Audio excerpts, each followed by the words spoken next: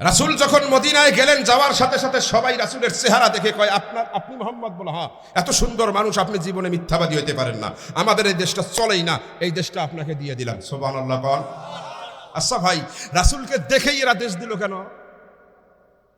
কারণ হিজরতের রাতের দোয়া কবুল হয়ে গেছে। আরে কথা বোঝে না, হিজরতের রাতের দোয়া কবুল হয়ে গেছে। আমার নবী কয়, আমাকে দেশ দিলা? বলো হ। বলে, দেশ দিলা? তাহলে আমি এই দেশের নাম পরিবর্তন করলাম, এর নাম দিলাম মদিনাতুল মুনাওয়ারা। সুবহানাল্লাহ বলেন। নেতা পাল্টিলেও নাম পাল্টি যায়। নেতা পাল্টিলে কি পাল্টায়? কিছু লোক আছে আফসোস করে, কয় হুজুর এত দিয়া এত সুন্দর করে নামটা রাখলো গো, যমুনা সেতুর মধ্যে কত সুন্দর নাম, সব ভাঙি ফেলাইছে হুজুর, রাষ্ট্রের ক্ষতি করার দরকার কি? হ্যাঁ, নামটা থাকলেও কি অসুবিধা? আরে কথা কন না কেন? ও বোকা জানে না যে বিপ্লব হলে নেতা পাল্টিলে নামও পাল্টে। কথা কয় না, এটাই বিপ্লবের চরিত্র। তো আমার নবী কয়, তুমি কোন ধর্ম পালন করো? কয়, আমি ইহুদি। তুমি কোন? বলে, আমি নাসারা। তুমি কি? বলে, আমি মূর্তি পূজা করি। তুমি কি? বলে, আমি ধর্মই মানি না। কয়, কোনো ব্যাপার না, ধর্ম যার যার, রাষ্ট্র হবে সবার। সুবহানাল্লাহ বলেন। ধর্ম যার যার, রাষ্ট্র সবার। এই ধর্মের ভিত্তিতে আমি রাষ্ট্র করলাম না। আমার কথা হলো, যে যা পারো ধর্ম পালন করো, কিন্তু আমার এই রাষ্ট্রের ব্যাপারে কেউ যদি ষড়যন্ত্র করে, বাইরের আর ভিতরের সবাই এক হইয়া ওকে তক্তা বানাইয়া মাটির নিচে গেঁথে রাখবে। সুবহানাল্লাহ বলেন। সবাই কয়, হায় হায় গো, নেতা গো, ধর্ম প্রচারক, কত ধর্ম কোনো ব্যাপারই না। কিন্তু আল্লাহ নবী যেটা কোন জায়গায় হেকমা খাটাইছেন ওরা বুঝতে পারে নাই। ভাই, দিন যত যায় বলেন তো, মুসলমানের সংখ্যা বাড়ে না কমে? আরে খালি বাড়ে। রাসূলুল্লাহর হাসি দেখে মুসলমান হইয়া যায়, রাসূলুল্লাহর পেশাব পায়খানার ঢং দেখে মুসলমান হইয়া যায়। সুবহানাল্লাহ বলেন না? রাসূলুল্লাহ গেঞ্জি খুলছেন, রাসূলুল্লাহর শরীরের এই অংশের রূপ দেখে ইহুদি মুসলমান হইয়া গেছে। সুবহানাল্লাহ বলেন। এখন দিন যত যায়, ইহুদি দেখে, কিরে আমার দলের লোকে নেই, খ্রিস্টান দেখে, কিরে আমার দলের লোকে নেই, সব তো মোহাম্মদের দলে চলে গেল। এখন বুকের মধ্যে জ্বালা, কিছু করতেও পারে না, করলে সবাই মিলিয়া পিটাইব। আরে কথা কন না কেন? এই জন্যই জ্বালা বেড়ে গেছে। ওরা করলো কি, রাতের গভীরে চলে গেছে ওই 13 বছর যে নির্যাতন করছে সেই আবু জেহেলের কাছে, যাইয়া কয়, স্যার আসলে তোমরাই চিনছিলা মোহাম্মদকে, আমরা চিনি নাই ভাই, তোমরাই চিনছিলে, আমরা চিনি নাই গো। এক কাজ করো, তাড়াতাড়ি দেশে আসো, আমাদের দেশে আসো, তোমরা হবে মক্কার হানাদার, আমরা হব মদিনার রাজাকার। আরে কথা কন না কেন? মিলে একে শেষ করে দেওয়া লাগবে, না হলে আমাদের দলে থাকবে না। ভাই, এই গোপন ষড়যন্ত্রের কথা আল্লাহ জানেন কি জানেন না? আল্লাহ রাগ হইয়া গেছেন, নবীর কাছে আয়াত নাজিল করছেন, হুজুর 13 বছর আপনাকে প্রতিরোধের কথা বলব না, না 8টা পর্যন্ত করা যাবে না, 8টা পর্যন্ত করা যাবে, 40 পর্যন্ত নিয়ে যাচ্ছে। আমার দিকে দেখেন, আমার দিকে দেখেন, এটা আগে বলা লাগতো। আমার দিকে দেখেন,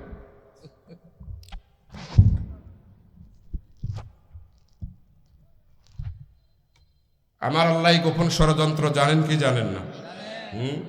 আল্লাহ পাক সাথে সাথেই আয়াত নাজিল করে দিলেন, হাবিব আর দেরি করবেন না, আপনার রাষ্ট্রের বিরুদ্ধে চুক্তি ভঙ্গ করে রাজাকার আর হানাদারেরা এক হইয়া গেছে।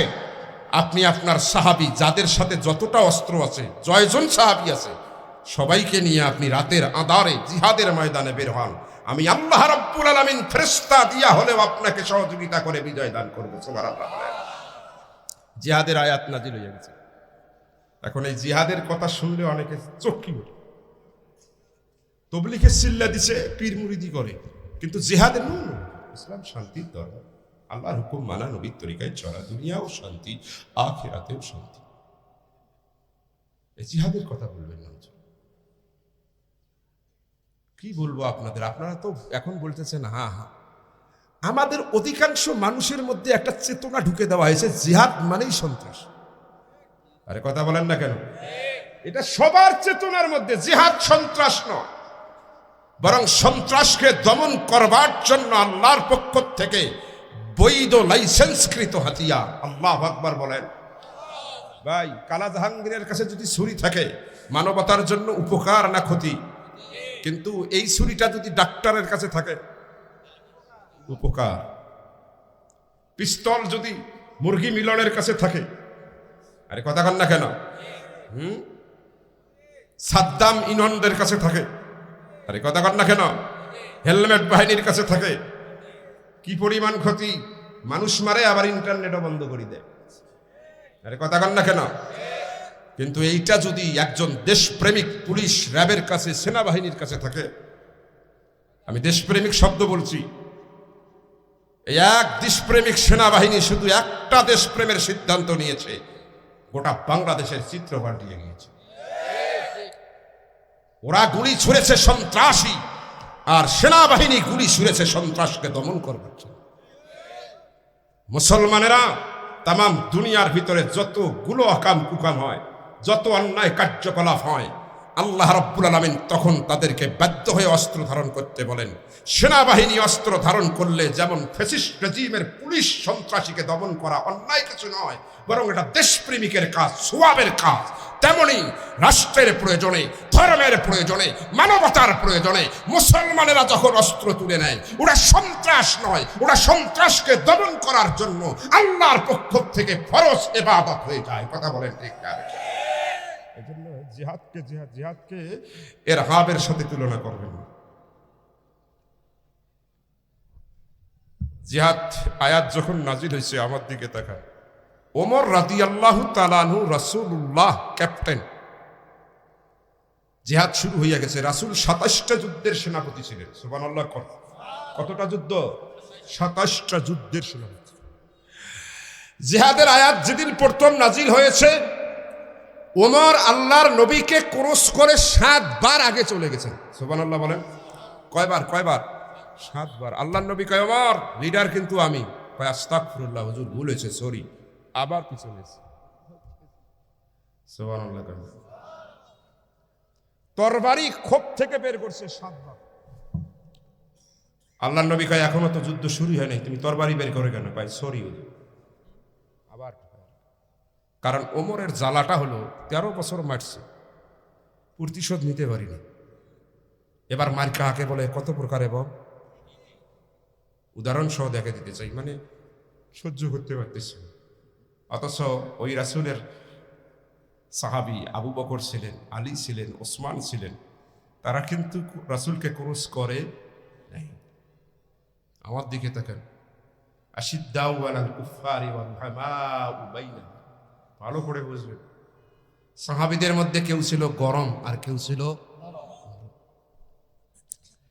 এই যে বিপ্লব হলো ৫ই আগস্ট, বিপ্লবের আগে ওদের এই নেতা আপনাদের এই দিকে বাড়ি, নোয়াখালীর ওই দিকে, হ্যাঁ, কয় যে দেখুন ঐক্যবদ্ধ থাকুন, না হলে যদি কোনো কারণে ক্ষমতা চলে যায় ১০ লাখ লোক নাই হয়ে যাবে। বলেন আসলে কি বিপ্লবের সময় ১০ লাখ মরছে? সে কি পরিমাণও মরেন? কেন? বাংলাদেশের মানুষগুলো অধিকাংশই আবু বকর, ওসমান আলীর চরিত্রের। তবে ২-১টা যে হয় নাই তা না। আরে কথা কন না কেন? হয়েছে। কারণ কি? কারণ কিছু কিছু মানুষ আছে ওমরের চরিত্রের। এই ৫ই আগস্টের পরে কত যে আসিকা বাবা, সারা বাংলাদেশে যান, দেশের আইন শৃঙ্খলা যাতে রক্ষা হয়, অশান্তি যাতে না হয়, ওরা ভুল করছে তাতে কি হয়েছে, যাতে আর ওদের মারটান না দেয়, ইসলাম শান্তির ধর্ম, এগুলো বুঝাবেন। আমি মনে মনে কই হলো পিছলে ঘুঘু। আরে কথা কন না কেন? ১৬ বছর তোমার এই দরদ কোথায় ছিল যখন আলেমদেরকে ধরে ধরে জেলে নেওয়া হয়েছে? আরে কথা বলেন না কেন? যখন এই রফিক ভাইদের মতন মানুষ, তাদেরকে সন্ত্রাসী বানানো হয়েছে, যখন উলামায়ে কেরামদেরকে রাষ্ট্রদ্রোহী মামলা দেওয়া হয়েছিল, তখন তোমার এই দরদ কোথায় ছিল? এখন বলো কেন? মানে এরা শয়তানের মুরিদ আর কি। আফসোস লাগে, কোল যায়। আমাকে সেদিন একজন বলছে যে বাবা কই হিনে, তারপরেও মারামারি হয়। আমি কই বাবা শোনেন, আমরা ওয়াজ করি ঠিকই, কিন্তু সবাই তো আর আবু বকর ওসমান আলী না, কিছু কিছু ওমরও আছে। আমার নবীর দলে ওমরকেও আল্লাহর নবী আটকাইতে পারে নাই, ৭ বার ক্রস করে গেছে, বারে বারে তরবারি খোলে। আমরা ওয়াজ করি, কিন্তু ওমর তো আছে কিছু, তারপরেও কিছু একটা হইয়া যায়, এটা হবেই। আরে কথা বলেন না কেন মুসলমান? হবেই। ওয়াজ করি লাভ নেই।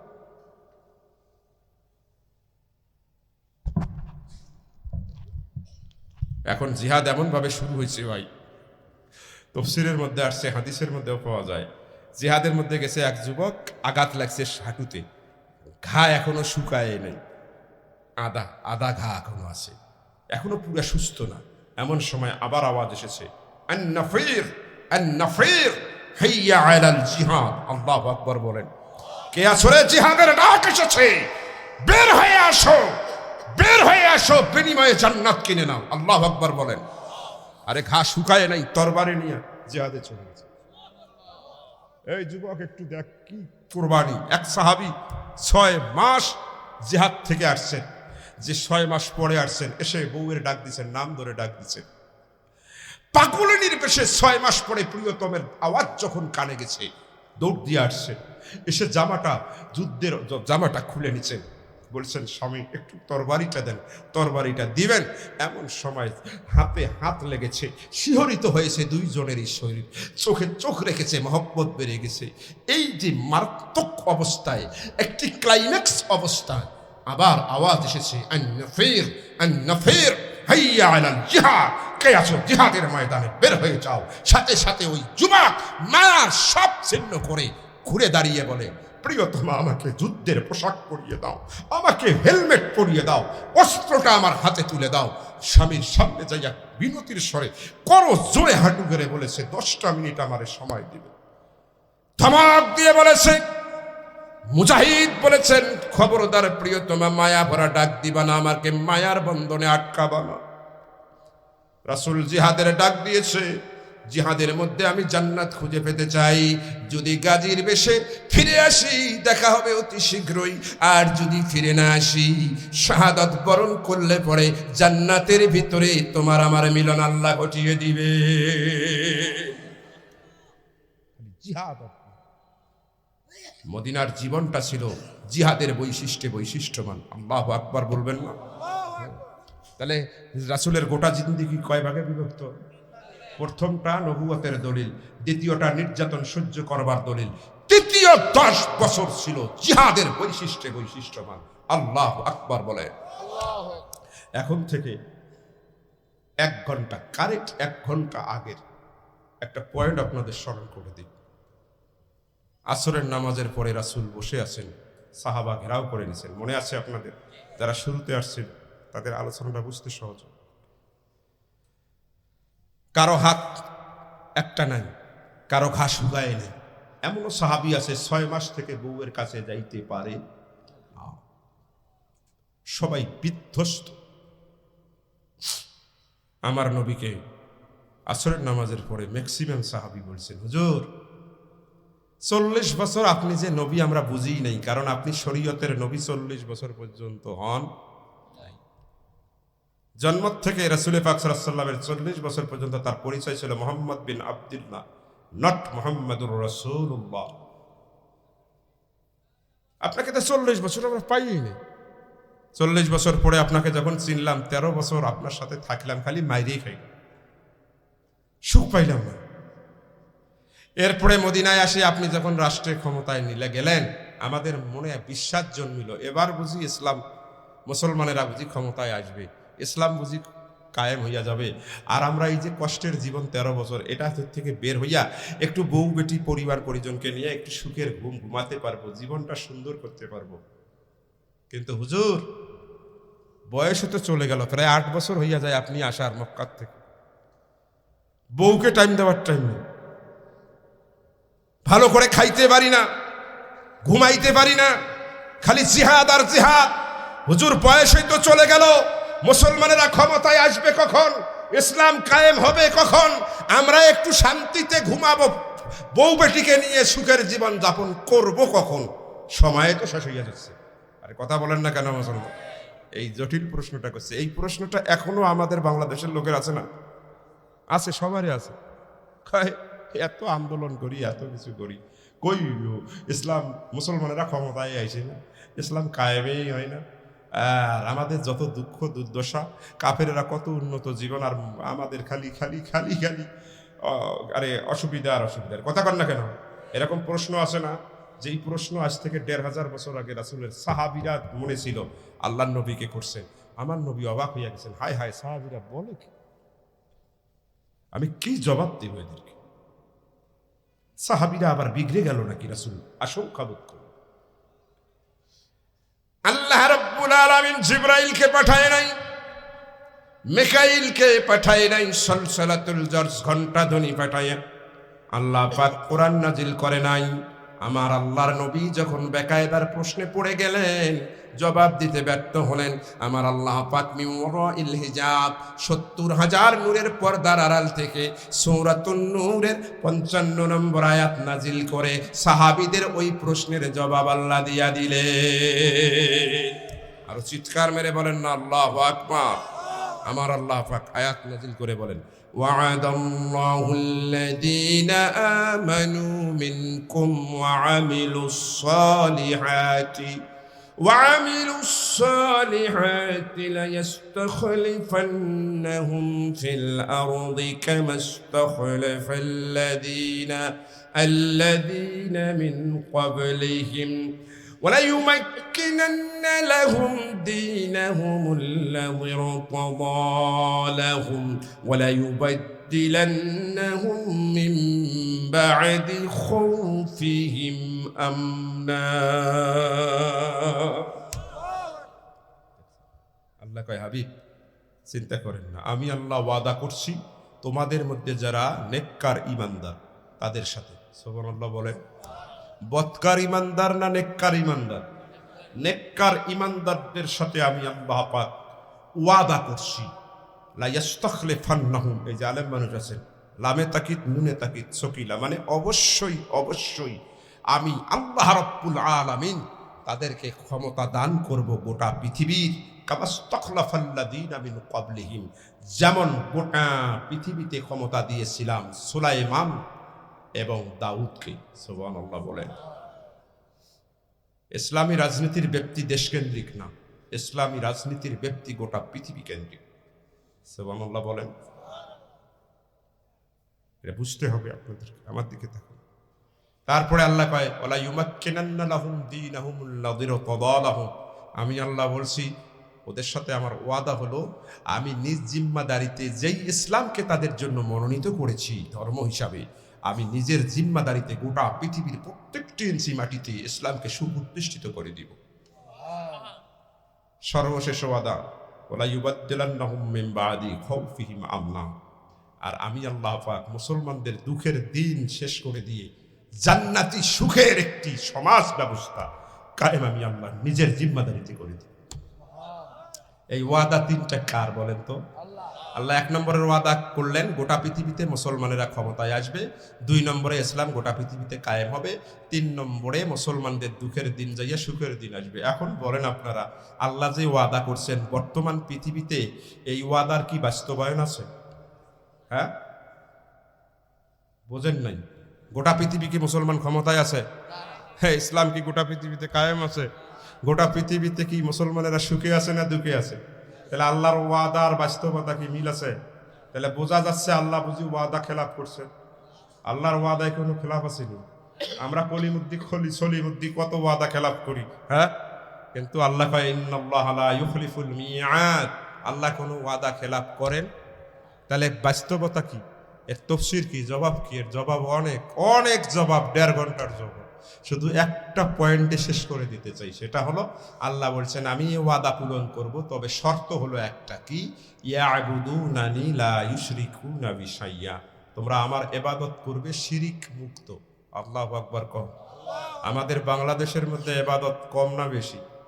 আওয়াবিন আছে না, ইশরাক আছে না, পীর মুরিদি আছে না, জিকির আছে না, সামা আছে না, মিলাদ আছে না, কেয়াম আছে না, শবে বরাত, শবে কদর, লাইলাতুল মিরাজ আছে না, হ্যাঁ, তসবিহ ১০০০ দানার তসবিহ আছে না। কিন্তু বাংলাদেশে ইবাদত বেশি, কিন্তু ৯৯% ইবাদত শিরিক যুক্ত। আর আল্লাহ কয় আমি আমার ওয়াদা পূরণ করব, একটা শর্ত, শিরিক মুক্ত ইবাদত করা। শিরিক মুক্ত, শিরিক হলো ৫ প্রকার। বলেন কয় প্রকার? ১ প্রকারের শুধু বলি, একটা প্রকার, আশ-শিরকু ফিল মুআমালা। ভালো করে বুঝুন। এই যে কয়েকদিন পরে নেতা নির্বাচনের সময় আসবে, কথাই বলে না, আসবে না? হোক ৫ মাস, ৬ মাস, ১ বছর পরে আসবে তো। এই নেতা নির্বাচনের সময় বাংলাদেশ ২ ভাগে ভাগ হয়। বলেন কয় ভাগে? একদল এসে বলবে, ভাইয়েরা আমার, বোনেরা আমার, আমরা এদেশ স্বাধীন করেছি, এদেশের শান্তি সুখের জন্য আমাদের অবদান অনেক, অতএব আবারও আমাদেরকে ক্ষমতায় নিয়ে যান। আমরা লেনিন, মাও সেতুং, সক্রেটিস, প্লুটো, লেড মেকুলের আধুনিক গণতন্ত্রের স্তরে আমাদের দেশকে সাজিয়ে বাংলাদেশটাকে সোনার বাংলায় পরিণত করব। বলবে না? আমরা সবাই বলবো হ্যাঁ হ্যাঁ, না ঠিক আছে ঠিক আছে, না হস করিয়েছি ভাই, না 14 গোষ্ঠীর থেকে আপনাদের ওখানে আছি এবারও। আর একটা দল আসবে এইরকম, হুজুর নাহমাদুহু ওয়া নুসাল্লি আলা রাসূলিল কারীম আলা লাহুল খালকু ওয়াল আমরু। ভাই, সৃষ্টি যার, আইন চলবে তার, আমরা আল্লাহর প্রতিনিধি ভাই। আইন রচনা করার ক্ষমতা আমাদের নাই, শুধু একটাবার আমাদেরকে একটু দেন। হ্যাঁ, আমরা এই যে কোরআনটা আছে না, এর আইনটাই বাস্তবায়ন করব, আল্লাহকে হাকিম মানব। আল্লাহ হলো হাকিম, আইন আল্লাহ ছাড়া কেউ দিতে পারে না। একদল কয় মানুষ হলো হাকিম, আর একদল কয় আল্লাহ হলো হাকিম। যারা মানুষকে হাকিম মানে তারা মুশরিক। আরে কথা বলেন না কেন? আপনার শুধু একটা সিল আপনাকে সারা জীবন মুশরিক বানাবে, আর একটা সিল আপনাকে সারা জীবনের মুমিনের কাতারে দাঁড় করিয়ে দিবে। এখন আপনারা, আমি একটা সিদ্ধান্ত খালি নেই, কত ওয়াজ করি আর কি ওয়াজ করব।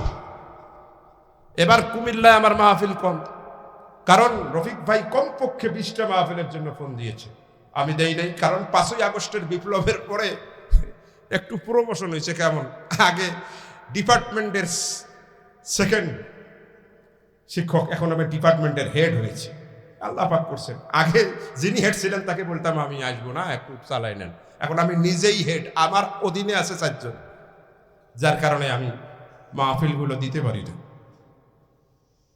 এই কুমিল্লায় আমি অনেক বছর থেকে তাফসীর করি। শুধু আজকের মাহফিলে এই মানুষগুলো যারা আছে, আপনাদের কাছে ওয়াদা চাই, যদি সুযোগ পান, যারা আল্লাহকে হাকিম মানতে চায়, সৎ লোকের শাসন চায়, আল্লাহর আইন চায়, শুধু একটা বারের জন্য তাদেরকে আপনারা সমর্থন দিবেন। কারা কারা রাজি আছেন একটু হাত তুলে আল্লাহ দিবেন, হাত উঠান।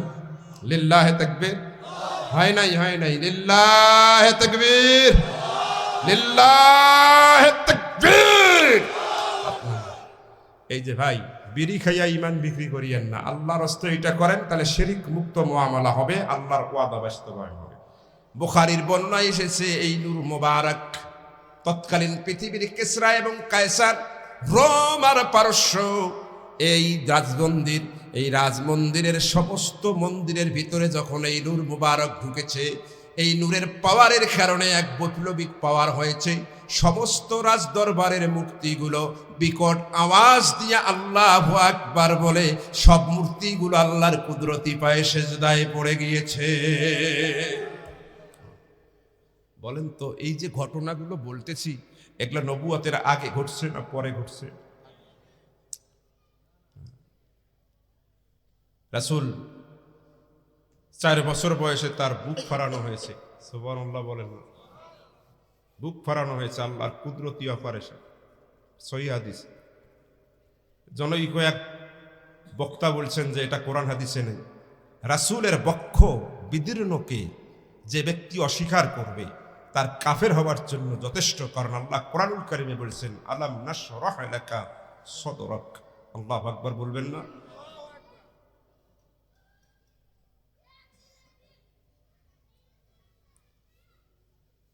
নবী করিম সাল্লাল্লাহু আলাইহি ওয়াসাল্লাম রাস্তা দিয়ে হাঁটতেন ছোট অবস্থায়, আর একটু রোদ যদি লাগতো, চতুর্দিক থেকে গাছগুলো এসে রাসূল পাক সাল্লাল্লাহু আলাইহি ওয়াসাল্লামের সামনে দাঁড়িয়ে ছায়া দিয়ে দিত।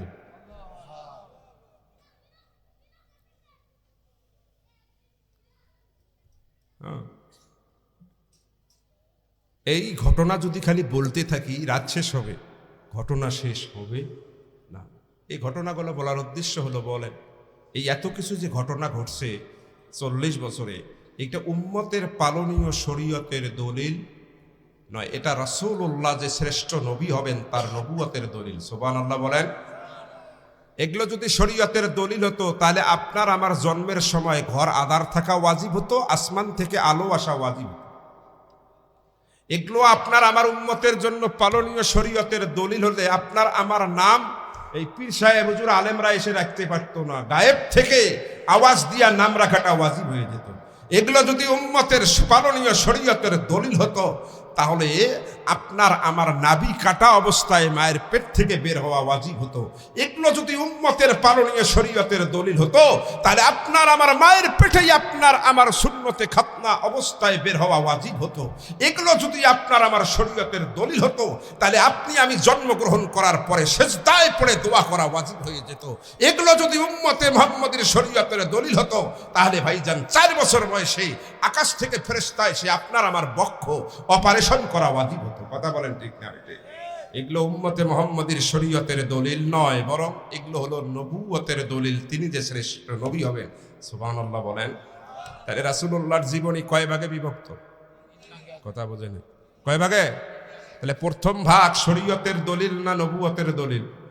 নবুয়তের দলিল। এই জন্য কেউ যদি মিলাদকে অস্বীকার করে, সে নবুয়তের দলিলকেই অস্বীকার করবে।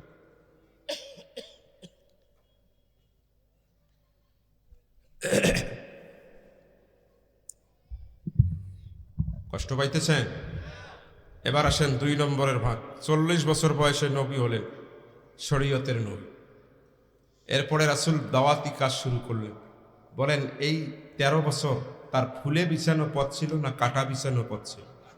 হ্যাঁ, যারাই মুহাম্মদ সাল্লাল্লাহু আলাইহি ওয়াসাল্লামের ধর্ম গ্রহণ করছে তাদের উপরে অবর্ণনীয় মানসিক নির্যাতন, শারীরিক নির্যাতন। ঘটনা শুধু পয়েন্টগুলো আপনাদেরকে বলি। বেলাল ইসলাম কবুল করছেন, উত্তপ্ত মরুভূমির ভিতরে তাকে শোয়ায়া দিয়া তার বুকের উপরে মালিক বসেছে। তারপরেও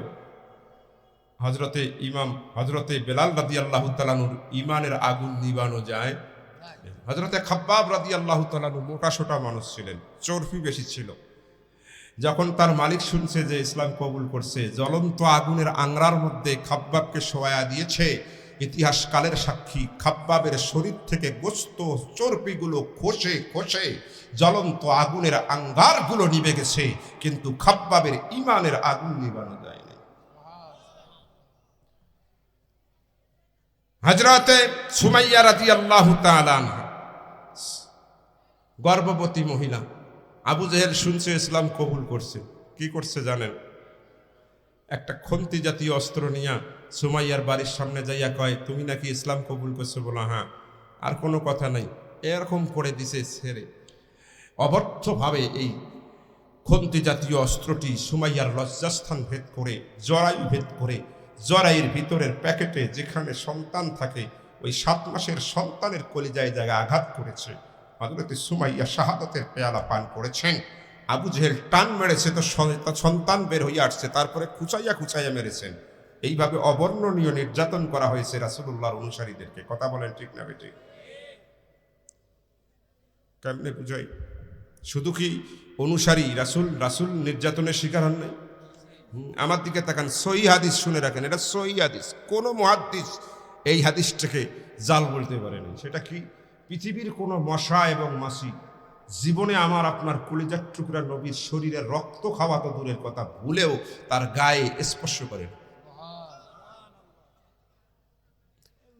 কি পরিমাণ শান আর মান ছিল আমরা তো বুঝি না। বুখারী খুলে দেখেন, আম্মাজান আয়েশা সিদ্দিকা রাদিয়াল্লাহু তাআলা আনহা বলেন, আমি রাসূলুল্লাহর পেশাব এবং পায়খানা মুবারককে দেখবার জন্য অনেক চেষ্টা করেছিলাম। যখন এই রাসূল বাথরুমে যাইতেন আমি পালিয়ে থাকতাম, সেকেন্ডের ব্যবধানে আমি ঢুকতাম। রাসূল কাজায়ে হাজত ছেড়ে যখন বাথরুম থেকে বেরোতেন, সেকেন্ডও লাগতো না, আমি ঢুকে যেতাম। আম্মাজান বলেন, আল্লাহর ইজ্জতের কসম, যতবারই ঢুকেছি, ঢুকে দেখি আমার আপনার কলিজার টুকরা নবীর পেশাব পায়খানাগুলো দুনিয়ায় নাই, মাটি খেয়ে ফেলেছে। আর ওখান থেকে জান্নাতের চেয়েও সুঘ্রাণ, মেশক এবং আম্বরের চেয়েও সুঘ্রাণ ছড়িয়ে পড়েছে। জোরে জোরে কোন সুবহানাল্লাহ।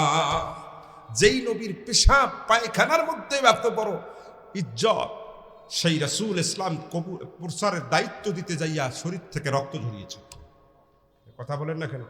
তায়েফে মাইর খেয়েছেন, সবগুলো জানেন। আমি পয়েন্ট বলবো, শুধু পয়েন্টগুলো বলবো। একটা হাদিস শুধু বলি, আমার নবী মিনা প্রান্তরে এরকম করে দাওয়াত দিচ্ছেন। আমার দিকে তাকান, দেখবেন প্রত্যেকটা বাজারে একটা করে সেন্টু দেওয়ানি থাকে। আপনারা বুঝবেন কিনা আমাদের রংপুরি ভাষায়, এক বাজারের মধ্যে কিছু মাতাব্বর থাকে না? হ্যাঁ, তাদের ঘাড়ে একটা করে গামছাও থাকে। রাসূল দাওয়াত দিচ্ছেন, ইয়া আইয়ুহান নাস কুলু লা ইলাহা ইল্লাল্লাহ মুহাম্মাদুর রাসূলুল্লাহ তুফলিহুন। এ দাওয়াত দিচ্ছেন, অনেক মানুষ শুনতেছে মন্ত্রমুগ্ধের মতো রাসূলের দিকে তাকায়, আহা এত সুন্দর চেহারা, বক্তব্য শুনতেছে। আর এই বক্তব্য কানে পড়ছে ওই বাজার কমিটির যে প্রধান, তার কানে। সে চলে আসছে, সে মুশরিক ছিল, এসে দেখে রাসূল বক্তব্য দিচ্ছে, তার ঘাড়ের গামছাটা আস্তে করে নামাইছে, নামায় এরকম করে পাকাইছে। বাইহাকির হাদিসের মধ্যে আসছে, আকস্মাত মুফাদাদাতান, সাডেনলি রাসূল বক্তব্য দেওয়া অবস্থায় এই গালার গামছাটা এরকম রাসূলুল্লাহর ঘাড়ের মধ্যে দিয়া এরকম করে পেঁচাইয়া একটা হ্যাসকা টান মেরেছে। আমার আপনার কলিজার টুকরা নবী পয়গম্বরে আলমের ঠোঁট মোবারক ছিল গোলাপের পাপড়ির চেয়েও রক্তাভ এবং লাল বর্ণের, এত নরম, আর দাঁতগুলো ছিল বড় শক্ত। রাসূলকে যখন টান মেরেছে, রাসূল পড়ে গেছেন মক্কার জমিনে। ওটা বাংলাদেশের জমিন না, মাটি নাই, শুধু পাথর আর পাথর। রাসূলুল্লাহ পড়ে যাওয়ার কারণে গরু জব করে দিলে গরুর শরীর থেকে ফিনকি দিয়া রক্ত যেমন জমিনে পড়ে, আমার আপনার কলিজার টুকরা নবীর ঠোঁট মোবারক ফেটে গিয়েছে, নাক ফেটে গিয়েছে, দরদর করে ওই রকম রক্ত গোটা রাসূলুল্লাহ কালো দাড়িগুলোকে রক্তাক্ত করে দিয়েছে। আমার নবী ডাক দিয়া বলেছে, ভাইরে, আমি তো কাউকে জবরদস্তি করে আমার ধর্মে নিয়ে আসি না, আমি কি আমার কথা বলার স্বাধীনতাটাও হারাবো? কেন তুমি আমাকে রক্তাক্ত করবে? নরধম ওই বড় বাজার কমিটির মুশরিক, তার কোনো এতটুকু দয়া হয় নাই, বরং আরো শক্ত করে ধরেছে। ধরার পরে ডাক দিছে, বাজারের কে কোথায় আছো? আমার ধর্মের শত্রুকে আমি ধরেছি, তোমরা তোমাদের থুতুগুলো মোহাম্মদের গায়ে নিক্ষেপ করো। ইসলাম এত সহজে আসেনি। হাসরাইতে হাসরাইতে বাজারের অলিতে গলিতে নিয়ে গেছে, আর রাসূলুল্লাহর জান্নাতি শরীরের রক্তগুলো রক্তাক্ত সপ সপ করে গোটা মিনা বাজারের বাজারকে রক্তাক্ত করে দিয়েছে। এরকম যদি 13 বছরের ঘটনা বলতে থাকি, 13 রাতেও শেষ হবে না। শুধু এতটুকু বলি, প্রথমটা ছিল নবুয়তের দলিল, আর দ্বিতীয় ভাগ 13 বছর, এটা ছিল নির্যাতন সহ্য করবার দলিল। আল্লাহু আকবার বলেন। রাসূলের জীবনী কয় ভাগে বিভক্ত? আমার দিকে থেকে সর্বশেষ আল্লাহ রাব্বুল আলামিন 13 বছর পরে রাসূলকে গভীর রাতে বলে, হুজুর আপনি আর দেরি করবেন না, কত কষ্ট সহ্য করেন, একটু হিজরত করে মদিনায় যান। আল্লাহর নবী এত খুশি হয়েছেন, আবু বকরকে নিয়ে যাচ্ছেন মদিনায়। মদিনায় যখন রাসূল যায়, তখন রাসূলের হালত ছিল দুইটা। বলেন তো কয়টা হালত?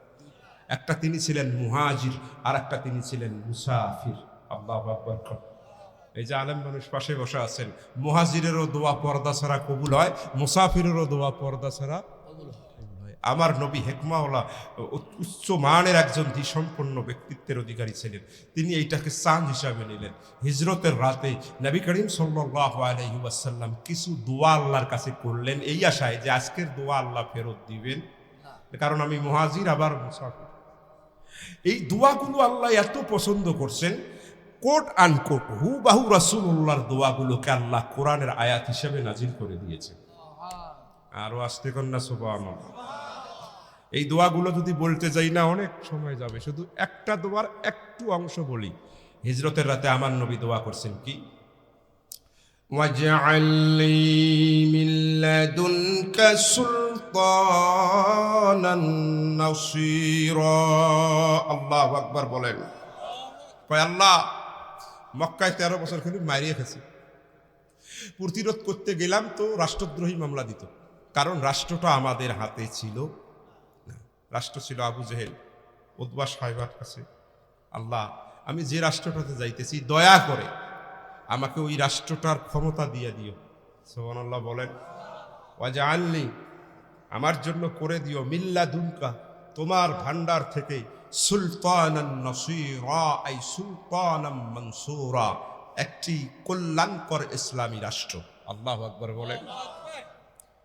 রাসূলুল্লাহ রাষ্ট্র ক্ষমতা চাইছেন কি চান? হ্যাঁ, আমাদের দেশের হুজুর সাহেবেরা যদি দেখেন নবীর মহব্বতের কথা কয়, মিলাদের কথা কয়, হ্যাঁ, আসমানের উপরের ওয়াজ করে, জমিনের নিচের ওয়াজ করে, দেখবেন ওই মসজিদের সভাপতি সেক্রেটারি দেবিদ্যার বাজারে যাবে, বলে আমরা একটা হুজুর পাচ্ছি, আল্লাহর ওলি, আশেকে রাসূল, 1000 টাকা বাড়ে দিছি, এবার আবার সামনে দেবো, এরকম হুজুর হয় না কেন? ওই এত সুন্দর কথা কয় গো। কিন্তু হঠাৎ করে একদিন হুজুর একটা আয়াত আলা লাহুল খলকু ওয়াল আমরু, সৃষ্টি যার, আইন চলবে। আর এই আয়াতের তফসির যখন শুরু করছে, যেই সভাপতি সেক্রেটারি দেবিদ্বারে হুজুরের প্রশংসায় পঞ্চমুখ, তার মুখটা কাউয়ার মতো কালো হইয়া গেছে। খালি কইলেন তো ঠিক।